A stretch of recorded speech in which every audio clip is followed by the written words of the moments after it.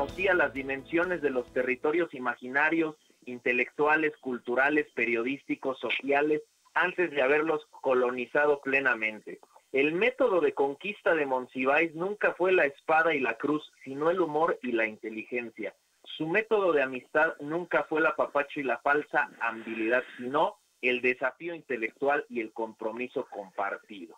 Estas palabras no son mías, sino que estoy citando precisamente a la persona que tenemos enlazada y a quien vamos a entrevistar, que es el presidente del Sistema Público de Radiodifusión del Estado Mexicano, Genaro Villamil, pero que más aún, y por eso lo contactamos el día de hoy, pues sabemos que compartió durante mucho tiempo la columna Por mi madre Bohemios con el personaje que hoy cumple 10 años de haber pasado a un plano mucho más allá del que parece que siempre perteneció, porque de verdad tenía una cultura increíble. Querido Genaro Villamil, ¿cómo estás?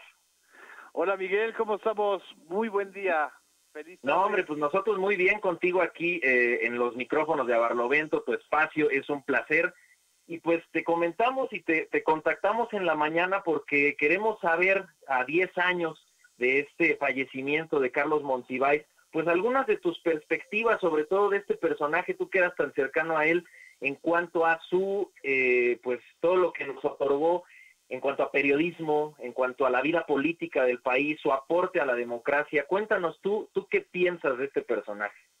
De Carlos, bueno, a 10 años de distancia de su muerte, es muy claro que lo que él pronosticó en términos de cambio político para el país, desgraciadamente se concretó cuando él no estaba ya vivo. Él desde el 2006 pronosticaba, sentía y escribía en torno a la debacle de un sistema autoritario que él vivió intensamente, al que él se enfrentó con su pluma y su ironía, y a lo mejor tendría muchas críticas y expectativas del gobierno de la Cuarta Transformación, del gobierno de Andrés Manuel López Obrador, pero no tengo la menor duda de que estaría apoyando y dando ideas fundamentales, por supuesto, no como funcionario, pero sí como lo que él era,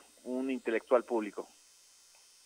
Qué valioso esto que dices, Genaro, porque en efecto no creo yo también que, como digo, como un espectador de su obra, que se hubiera montado nada más porque sí a un proyecto, sino que también hubiera sido un crítico importante y sobre todo que hubiera enriquecido el crecimiento democrático de este país, como bien tú lo dices.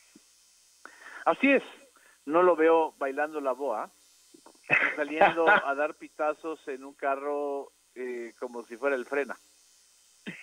Oye, Genaro, hay algo que me genera mucha duda y que yo quiero saber tú qué opinas, sobre todo porque también eres pues un experto en la webósfera, por así decirlo, en la esfera de la web, del internet.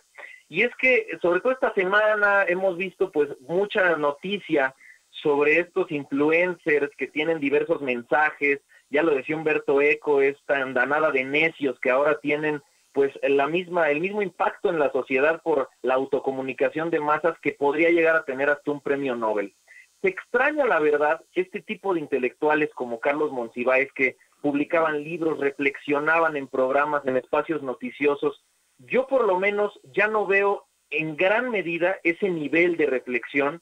¿Qué está pasando? ¿Tú qué opinas? ¿Cuál es el aporte de Carlos Monsiváis en este respecto? ¿Y qué está pasando en la actualidad? Bueno, la reflexión importante, intensa, se sigue haciendo. El tema es que no hay medios de escritos, sobre todo, que tengan una importancia como la que tuvieron en la época en que se desarrolló el periodismo y la crónica de Monsiváis. Desgraciadamente ahorita no hay muchos medios, o más bien diría que son muy contados con las manos, que le inviertan en publicar 5 o 6 páginas de una crónica de un evento social y de algún problema fundamental, como sí lo hicieron los suplementos culturales en la época en que Carlos Monsiváis floreció como intelectual y como cronista. Ahí tienes un caso, un ejemplo muy concreto, es decir, no hay suplementos culturales ahora. Hay suplementos de espectáculos o hay secciones de cultura que pues son micronotas, y desgraciadamente el lenguaje digital permite no el florecimiento de la reflexión, sino de la comunicación rápida, del insulto, de la burla, que es muy distinta a la ironía. El arte de la ironía que desarrolló Monsiváis implicaba sobre todo un gran caudal de lecturas, una capacidad de autoanálisis y de análisis del otro, y no necesariamente una descalificación o un insulto. El lenguaje en las redes sociales se ha intoxicado, y esa intoxicación yo creo que provocaría también una reflexión muy, muy profunda de Carlos. Claro. Oye, y fíjate, con este respecto de la red, estaba yo leyendo un poco de uno de sus libros de Autoayúdate, que Dios te ayudará, varios aforismos que parecían hasta como tweets, o sea, siento que él hubiera sido un tuitero magnífico. Por ejemplo, él decía, ¿no?, en frases muy breves: todo es política, aunque quién sabe de qué manera y a beneficio de quién y en dónde. O los mejores deportistas serán los mejores diputados suplentes. Es decir, parecen tweets que creo, no sé tú cómo lo veas, que lo conocías más, cómo hubiera sido la actividad política, la actividad social, sociológica incluso, de Carlos Monsiváis en estas redes nuevas que hoy pues se llevan toda la atención de la sociedad. Pues él hubiera utilizado ese lenguaje como cualquier otro que utilizó, es decir, no estaba él negado a ninguno de los lenguajes. Él hizo muchos años periodismo en radio. No hay que olvidar que la columna de Por mi Madre Bohemios surgió de un programa radiofónico, que era México en la cultura, el cine y la crítica, de Radio UNAM en los años 67 y 68.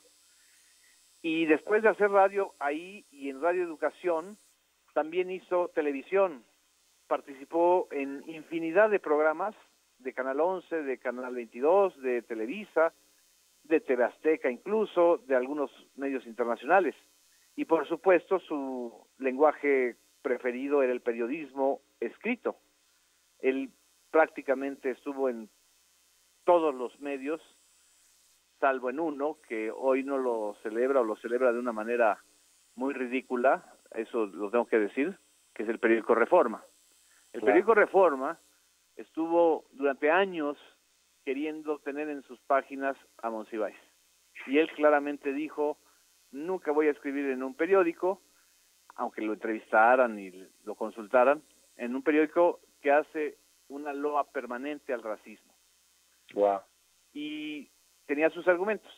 ¿Qué haría en las redes sociales? Participaría de una manera, pues como él era, una manera muy reflexiva, irónica, sentenciosa, y trataría de evitar estas guerras de lodo, ¿no? De lodo y de odio que hay tanto en las redes. Oye, Genaro, y personajes como Carlos Monsiváis, que se vuelven entrañables para la sociedad en general, claro que tienen un círculo cercano de amigos, de familiares, de gente que los ama, pero pues a veces uno se siente casi que como parte de una familia o cercano tanto a estos personajes, que tú como su amigo compartiste grandes páginas con él. ¿Qué dato le puedes dar a esta sociedad mexicana que hoy lo conmemora, que hoy lo celebra? Como Carlos Monsiváis, la persona, el ser humano, el amigo, ¿cómo lo recordarías o qué nos puedes contar de él para saber un poco más de este gran personaje? Yo creo que la característica principal de Carlos era una generosidad a prueba de todo, sobre todo con los más débiles, con la gente que no tenía recursos. Muchísimas cosas que hizo no las publicaba, no las publicitaba. Ayudó más allá de la cuenta que puedas llevar a cerca de 300 organizaciones, con conferencias, con prólogos, con dinero, con su presencia, y él no hacía alarde de eso. Para él eso era una misión. Era un misionero en términos estrictos, era un misionero del Estado laico y del Estado de la diversidad. Wow. ¿Tu libro favorito de él, Genaro? ¿Cuál le recomiendas en esta cuarentena a todos los que nos gusta leer a este personaje? Dependiendo. Si te gusta el texto periodístico y el ensayo, los libros de Carlos sobre ensayos y crónicas son muy buenos. Yo empezaría, si no tienen antecedentes o si no han leído algún otro, empezaría por el último, que es el de Apocalíptic. Claro. El libro de Apocalíptic es un retrato de la Ciudad de México en vísperas de una gran hecatombe social y epidemiológica. Aunque parezca loco decirlo, hay frases y escenas en Apocalíptic que anticipan algo de lo que estamos viviendo ahorita en tiempos de coronavirus.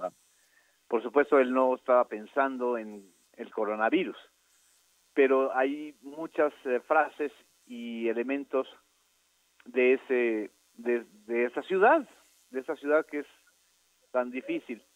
Y como ensayos literarios, el de Lo marginal en el centro, la biografía de Salvador Novo, creo que es una de las grandes biografías que existe, y a quienes quieran conocer de cultura, de alta cultura, digamos, todas las antologías que hizo Carlos sobre la poesía, sobre la crónica, sobre los escritores, novelistas mexicanos, es maravilloso.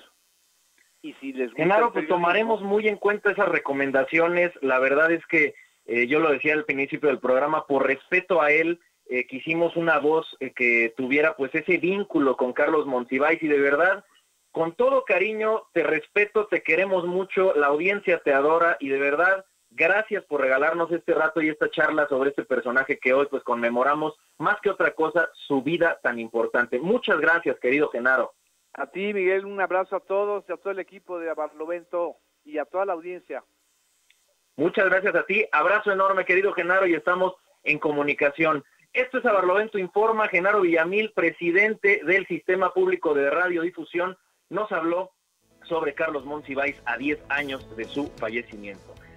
Volvemos en un momento.